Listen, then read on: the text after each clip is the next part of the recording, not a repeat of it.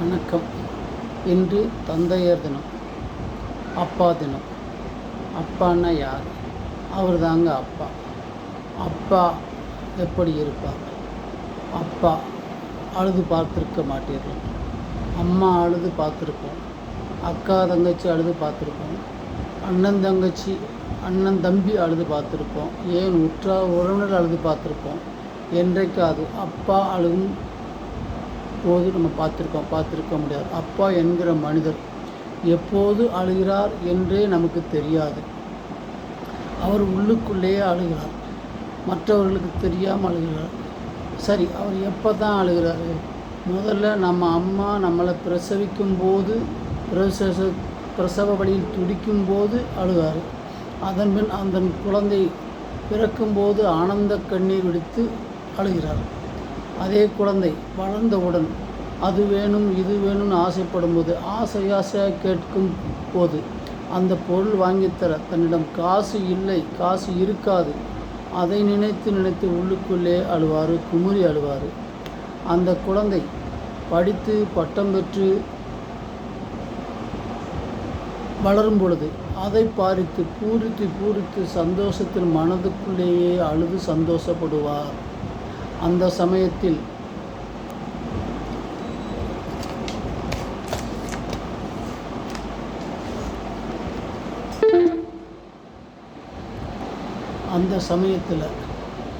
என் குழந்தை நான் படிக்காத படிப்பை அவள் படித்து சாதித்து காட்டியிருக்கிறான்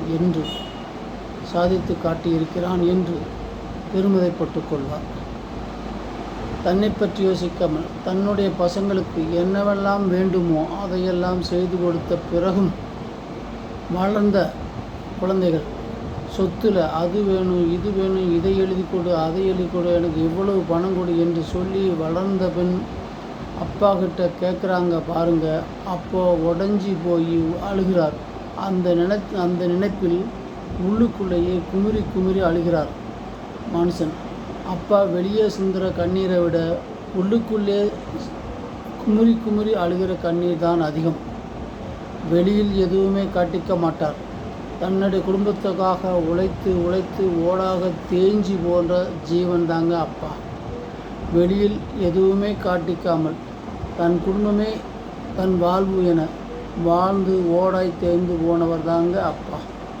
ஒன்று தெரிஞ்சுக்கோங்க, அம்மாவுடைய கண்ணீரை விட அப்பாவுடைய கண்ணீருக்கு தான் கனம் அதிகம்.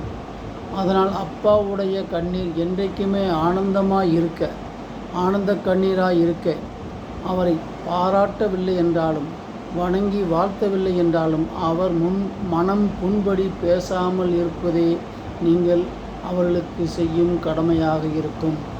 வாழ்க வளமுடன்.